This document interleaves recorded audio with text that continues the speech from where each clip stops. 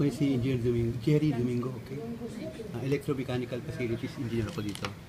And then, ang mga sakop ng ano ko, ng trabaho dito, more in electrical, mechanical, air conditioning, fire protection, plumbing, okay, mga pumps.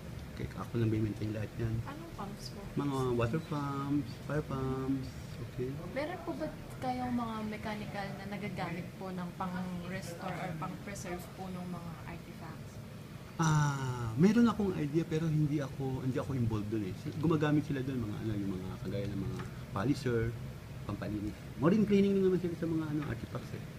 Cleaning, may mga nakikita ko sila, may nakikita ng barena, butas, yung panlinis, edger, may nakikita ko sa mga handy tools lang sila gumagawa. Pero yung sa akin, more in equipment, mga malalaki na.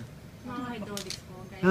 May hydraulics kami. Anong klase hydraulics po yun? Yung ladder, hydraulic ladder. Okay, meron kaming isa pa, ano ba isa? Sa hydraulic, isa yung KD, basta siya, more in pneumatics control. Oo, pneumatics control yung nagpapa-under sa kanya. Parang robot, pero battery operated siya. Okay. So, yung regarding po dun sa lights, ano pong klase ng lights yung ginagamit for Ngayon, garden? dati gumagamit kami ng mga standard lights kagaya ng mga fluorescent, mga 20 watts, 40 watts, yan, mga fluorescent bulb. Pero ngayon nagko-convert na kami ng LED lahat. LED, ibig sabihin ng LED, lighting emitting diodes. May electronics yun para pampatipid ng konsumo ng kuryente. Yun ang ngayon ang trend ngayon dito sa buong Pilipinas kasi in-implement yan ng Department of Energy para makatipid tayo ng yan, LED na. Kasi more in green lights tayo ngayon eh. Ini-implement sa Pilipinas kasi sa ibang bansa, sa Amerika, sa Europe, yun na-implement na-implement na nila. Dito lang sa atin, nag-uumpisa pa lang. From standard to LED lights para makatipid daw tayo. Dahil may green lights tayo ngayon sa buong mundo, nagtitipid tayo ng kuryente.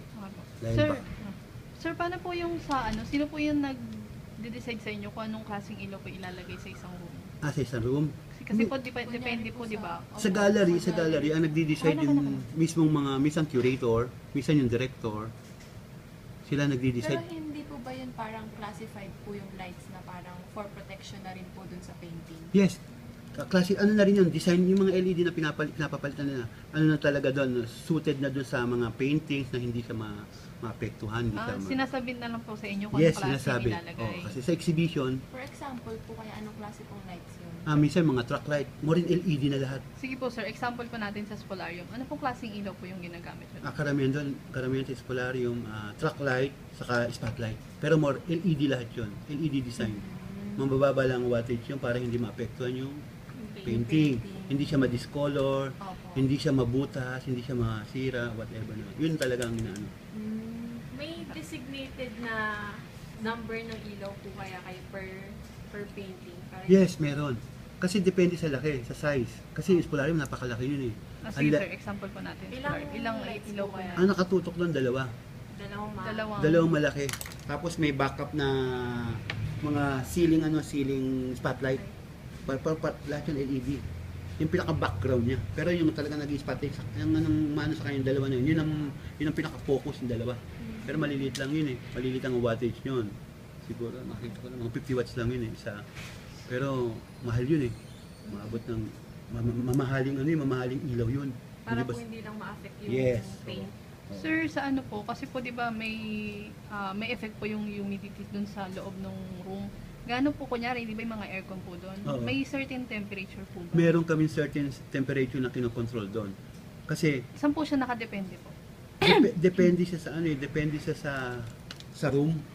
Kasi kung gaano kalaki yung area, kung ano yung requirement ng curator o kaya ng director na ito lang palalamigin niya, ito lang eksaktong humidity o kaya yung cool niya, yun lang kinokontrol namin. Meron po ba kayong standard temperature? Ang standard temperature namin 18 eh, laging 18 degrees sa air conditioning. Sa lahat po ng rooms yun?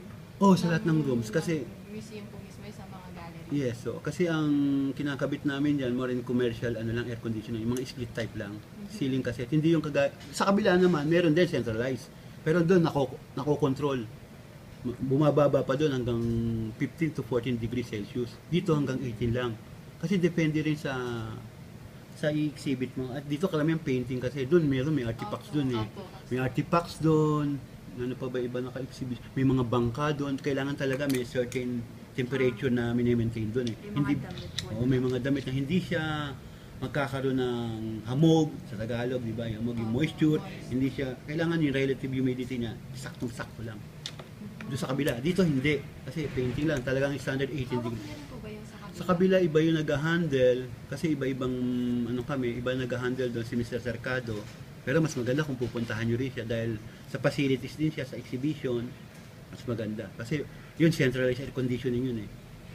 Eto dito hindi. Kanya-kanya po per ano. O, kanya-kanyang binigay ng boss namin dati, kanya-kanya kami kung saan kami naka-assign kada building. Bakit po kayo hindi nyo choose na i-centralize din po ito? Kasi depende rin sa ano eh. Depende rin sa director, depende rin sa budget, saka depende rin siguro sa yung kung ano ilalagay dito sa building na to. Kasi kung centralized nga na eh, kasi sa kanila sa 14 degrees na, napakalamig na yun. Eh dito 18 lang. Kasi depende, kasi dito more in paintings lang. More in rebulto yung mga sculptures. Yun lang ang inaano dito, in-exhibit. Doon ang dami. May artifacts, may damit, yan, may mga bangka, mga kahoy, may mga banga. Kasi talagang kailangan ng mga, ano doon, yung kailangan talaga ng lamig doon para hindi makrak-crack. May talagang certain na Yung sa aircon nyo po, tuwing kailan nyo po siya parang nililinis o kaya pinapalitan? Ganito kasi ang paglilinis namin sa aircon, meron kaming preventive maintenance na service provider. Pinabibid namin 'yan tapos meron silang sinasubmit dito scope of work kung ano yung kung general cleaning o kaya every quarterly filter o kaya general cleaning ng unit. Lagi ko mino-monitor 'yon para maganda yung performance ng unit. Meron po ba plan schedule for that? Meron akong plan schedule nun. Meron ako. For ano po yun? For air conditioning lang po or other maintenance involved po? More in conditioning lang po na. Kasi nung Yung pumunta, sa bid po na yun? sa bid na yun, may scope of work na gagawin sila doon sa aircon na yun. Yung minsan, ano lang naman, basic lang naman, general cleaning, tapos yung talagang, ano lang, yung simple cleaning lang ng filter. Yun lang naman, yun lang ang, nila dyan, yun lang yung preventive maintenance na ginagawa nila. Yung plan schedule niyo po, is that annually or Quarterly. Quarterly, kasi mga split type, quarterly. Doon sa kabila, malamang mga annual yun sa kabila, kasi centralized yun eh. Kasi napakamahal ang pag-preventive ng centralized. Dito, ano lang quarterly. Napaka-basic lang dito. So may question po ako, pag di ba po na-experience na po yung mapundihan po kayo ng ilaw? Paano po yun? Kunyari sa isang room, maliit lang po yung room, tapos may napunding ilaw. Nagpapapasok pa po kayo ng mga ano? Saan? Sa gallery?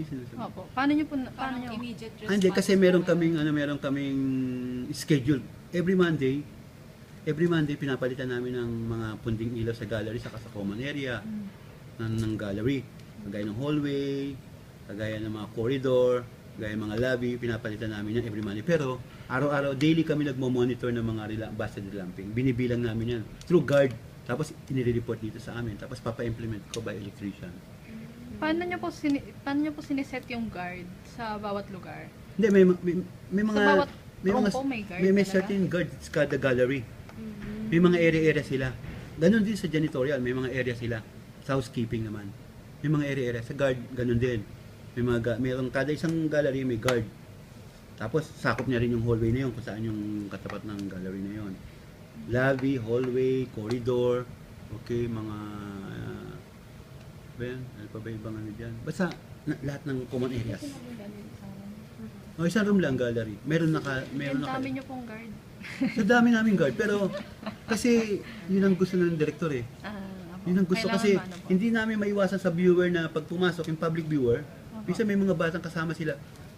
Minsan may ginagalaw yung mga painting, iniingatan namin yun kasi pag nasira yun, wala po kayong ano doon, parang strict na implementation. Na parang may nakalagay, bawal yung bata. May nilalagay kami doon. Siyempre, may nilalagay kami, minsan sabay-sabay yung mga estudyante. Hindi namin masyado ma-monitor. Minsan may humahawak na, minsan ginagalaw pa nila. Hindi sir, kunyari, pamilya yon. Bawal po yung gantong edad ng bata, ganyan. Wala po kayong gano'n. Wala eh. So, kailangan po kahit lahat. sanggol nga, pwedeng pumasok yan eh. Kasi lalo po pag mga 5 to 7 years yun nga, ang ginagawa na lang namin para hindi naman sila, kasi public to eh. Minomonitor nila ng mga gwardiya ang galaw nila. Kasi meron din kami CCTV dito. Nakikita rin. minamonitor din ng guard kung sino yung mga bata o sino yung gumagalaw, sino yung nagdadamage ng mga painting. Nakamonitor, naka-record yun. For example po, may sumuntok po na isang painting. Yes, Ganun po. naka-record yun. Di ba? Ano pong ginagawa natin dun sa sumuntok na yun?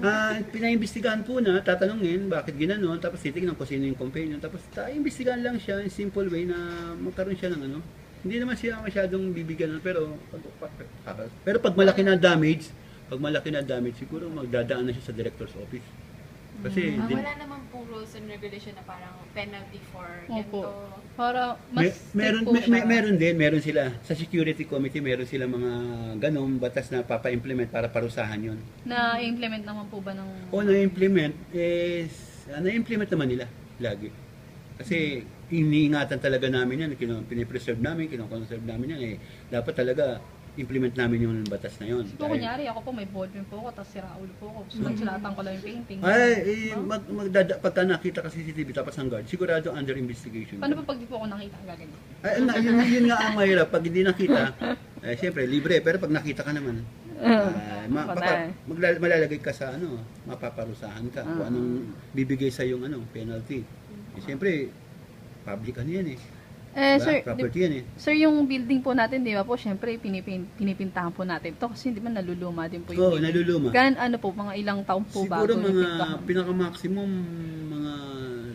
kasi nung huli dito, 5 years ata, o 5 years o 7 years, bago i-repaint uli yung building. Yung buong building na po yun? Hindi, yung labas, mag-umpisa sa labas. Opo, sa labas po. Sa labas. Paano po yun? Ang dami nyo po nakaharang ng mga... Hindi. Kasi naman yan, pagka kami nagpa-repaint ng building, gagawa namin ng budget yan. Siyempre, hindi basta-basta. Bahingi kami ng budget sa DBM and then, kung ano yun talagang uunahin na hindi sagabal sa public, alam mo, labas po na. Okay, papipinturahan na, pabibid namin yan. Yun lang. Kung sa loob naman, magagawa na kami ng schedule, sasara po na, temporarily. Hindi naman basta sabay-sabay kasi, ma-hamper naman yung mga nanonood. So, kunyari po, yung room na to muna ngayong araw na to. Yes. Ganon. Naka-schedule naman siya. So, hindi naman nilang papasukan yun pagka... Hindi, bawal. Kasi under repainting, under exhibition, under pagpapalit ng ng mga... Teka, meron. Ayun. Sa floorings po nyo, ano po yung mga ginagamit nyo pong Ang floorings dito, Opo. ay karami nakikita kong floorings dito, sa gallery ba? O sa gallery po. Kasi nakita ko dito lang nga sa NAD. Dito kasi, talagang TNG, mga wood na, mga kahoy. Kahit dun sa mga galleries, kahoy na rin yung iba Yung iba, may mga may mga, kasi lahat yan slab na, concrete slab na. Minsan, pinapatungan lang ng mga ceramic na tiles, yung ganito, binil. Tapos yung iba, kahoy, nakapato sa gallery Sa hallway, halos ganun din ata. Sa hallway, may mga flooring dyan na, red, naka-red, hindi ko alam kung red na pintura lang. Pero lahat yung concrete slab na. Ibig sabihin, kung ano yung dating itsura niyan, binabalik lang. Makikita nyo. Paano po sir kapag po may, hindi po natin maiwasan, may blackout, ganyan? Meron kami generator. Naka-standby yung generator namin. Ang generator namin, dalawa. Isang 350 kVA, isang 150. Pero ang sakop niya lang, lahat ilaw. Pero may mga selection ng air conditioning kasi hindi niya kaya. Hindi niya kayang supplyan ng lahat. Sir, kung matagal po yung blackout, ilang araw po niya kayang i-sustain yung museum? Ilang araw? Generator. Opo, yung Generator. generator. Kasi 8 hours a day ang namin 10, 11, 12, 1, 2, 3, 4. Ang operation namin 6 hours a day.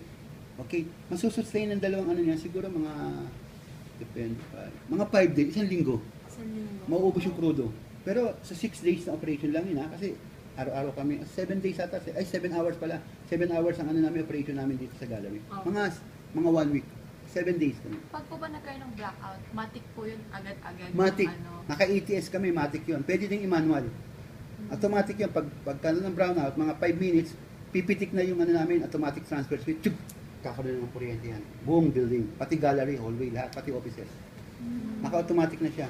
Sir, pag close na po ba yung museum sa public, naka-open pa rin po ba yung mga aircon para po dun sa artifacts? Selection lang. Yung iba lang po. Selection. Gaya po Yung nire-request nila, ito, kailangan nakabukas lagi yung aircon dito. Selection lang. Kasi ang dalawang purpose ng air conditioning namin dito, isang remote control, isang